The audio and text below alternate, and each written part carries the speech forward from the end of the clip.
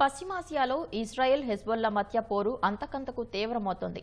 తాజాగా ఇజ్రాయెల్ ప్రధాని నెతన్యాహు ఇంటిపై దాడి జరిగింది. 2 ఫ్లాష్ బాంబులతో దాడి జరగ్గా అవి ఇంటి గార్డెన్లో పేలినట్లు అధికారులు తెలిపారు. ఆ సమయంలో నెతన్యాహు ఆయన కుటుంబ సభ్యులు ఆ ఇంట్లో లేరు. మరోవైపు సరిహద్దు నుంచి 5 కిలోమీటర్ల దూరం లెబనాన్లోకి ఇజ్రాయెల్ సైన్యం చొచ్చుకెళ్లింది. కీలకమైన కొండను ఆక్రమించింది. లెబనాన్ రాజధాని బీరుట్పై వైమానిక దాడులను ఇజ్రాయెల్ కొనసాగిస్తోంది. పశ్చిమాసియాలోని ఘర్షణ వాతావరణం అంతకంతకు పెరుగుతోంది. ఉత్తర ఇజ్రాయెల్ సిజేరియా పట్టణంలోని ప్రధాని బెంజమిన్ నెతన్యాహు ఇంటిపై దాడి జరిగినట్లు తెలుస్తోంది.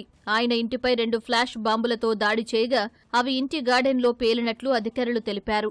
ఆ సమయంలో నెతన్యాహు, ఆయన కుటుంబ సభ్యులు ఆ ప్రదేశంలో లేకపోవడంతో ఎలాంటి నష్టం జరగలేదని అధికారులు పేర్కొన్నారు.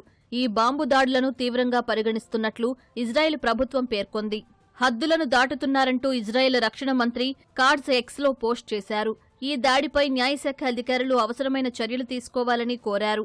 గత నెలలో సైతం నెతన్యాహు ఇంటిపై డ్రోన్ దాడులు జరిగాయి. సిజేరియాలోని ఆయన నివాసం లక్ష్యంగా ఇవి జరగ్గా ఆ సమయంలో ప్రధాని, ఆయన సతీమణి నివాసంలో లేరని ప్రభుత్వం పేర్కొంది.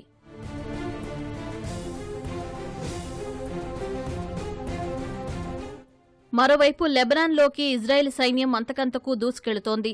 అక్టోబర్ 1న లెబనాన్లో భూతల దాడులు మొదలుపెట్టిన ఇజ్రాయెల్ సరిహద్దు నుంచి ఏకంగా 5 కిలోమీటర్ల దూరం లెబనాన్ భూభాగంలోకి చొచ్చుకెళ్లింది. దక్షిణ లెబనాన్లోని చామా గ్రామంలో ఉన్న వ్యూహాత్మక కొండను ఇజ్రాయెల్ బలగాలు తమ ఆధీనంలోకి తెచ్చుకున్నాయి.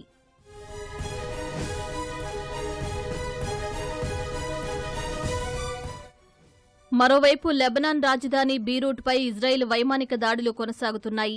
బీరూట్లో ఆదివారం పెద్ద పేలుళ్ల శబ్దం వినిపించింది. హెజ్బొల్లా మిలిటెంట్లే లక్ష్యంగా దాడులు కొనసాగుతున్నట్లు ఇజ్రాయెల్ ప్రకటించింది. తాము ఏ ప్రాంతాలపై దాడి చేయనున్నామో ముందుగానే చెప్పిన ఇజ్రాయెల్ వాటిని ఖాళీ చేయమని అక్కడి ప్రజలను ఆదేశించింది. ఇజ్రాయెల్ దాడుల్లో ఇప్పటివరకు 3,400 మంది లెబనాన్ పౌరులు ప్రాణాలు కోల్పోయారు. ఇజ్రాయెల్ లెబనాన్ సరిహద్దు ప్రాంతాలను వీడి వెళ్లిన వేలాది మంది ఇజ్రాయెల్ పౌరులు తిరిగి వారి స్వస్థలాలకు చేర్చేలా చేయడమే తమ లక్ష్యమని ఇజ్రాయెల్ చెబుతోంది.